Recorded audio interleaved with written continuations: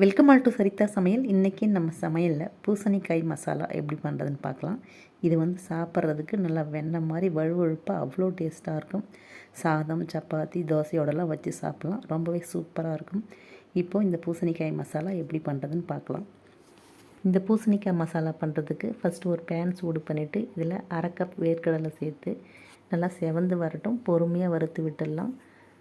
வேர்க்கடலை பார்த்திங்கன்னா நல்லா செவந்துருச்சு.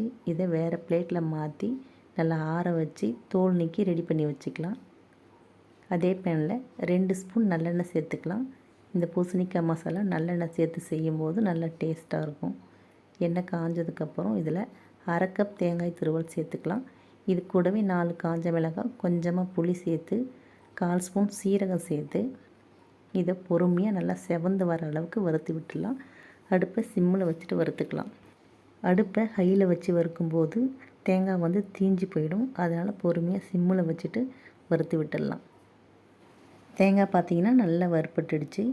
இப்போது இதில் நம்ம வறுத்து தோல் நீக்கி எடுத்து வச்ச வேர்க்கடலையை சேர்த்து விட்டு எல்லாத்தையும் சேர்த்து ஒரு வாட்டி நல்லா கலந்து விட்டு மிக்ஸி ஜாரில் தண்ணி எதுவும் சேர்க்காமல் நல்லா இது மாதிரி அரைச்சி எடுத்துக்கலாம். கொஞ்சம் கொரப்பாக அரைச்சி எடுத்துக்கலாம்.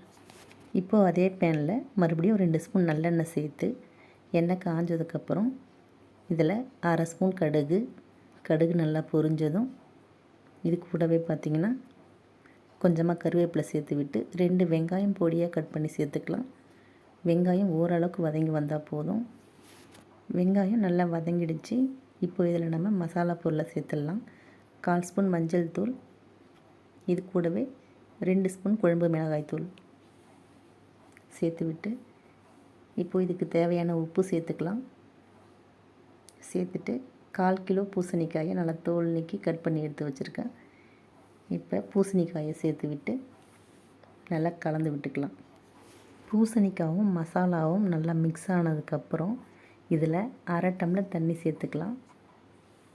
தண்ணி சேர்த்து நல்லா ஒரு வாட்டி கலந்து விட்டு மூடி வச்சு அடுப்பை சிம்மில் வச்சுட்டு 10 நிமிஷம் வேக வச்சுக்கலாம். நம்ம அடிக்கடி இதை எடுத்து கிளறி விடுவோம். அப்போ தான் அடி பிடிக்காமல் இருக்கும். பாருங்கள், 10 நிமிஷத்துக்கு அப்புறம் பூசணிக்காய் நல்லா வெந்துருச்சு. இப்போ நம்ம காய் வெந்துடுச்சான்னு செக் பண்ணிக்கலாம். இந்த கரண்டியை காய் மேலே வச்சு லைட்டாக அழுத்தி விடும்போது நைஸாக உள்ளே இறங்கும். அப்போ காய் நல்லா வெந்துடுச்சுன்னு அர்த்தம். இப்போ பார்த்திங்கன்னா காய் நல்லா வெந்து ரெடி ஆகிடுச்சு.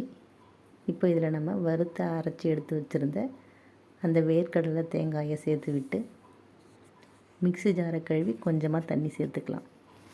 இது கூடவே கொஞ்சமாக மல்லி இலை சேர்த்து நல்லா ஒரு வாட்டி கலந்து விட்டு அடுப்பை சிம்மில் வச்சுட்டு 2 நிமிஷம் நல்லா இந்த மசாலா வேகட்டும்.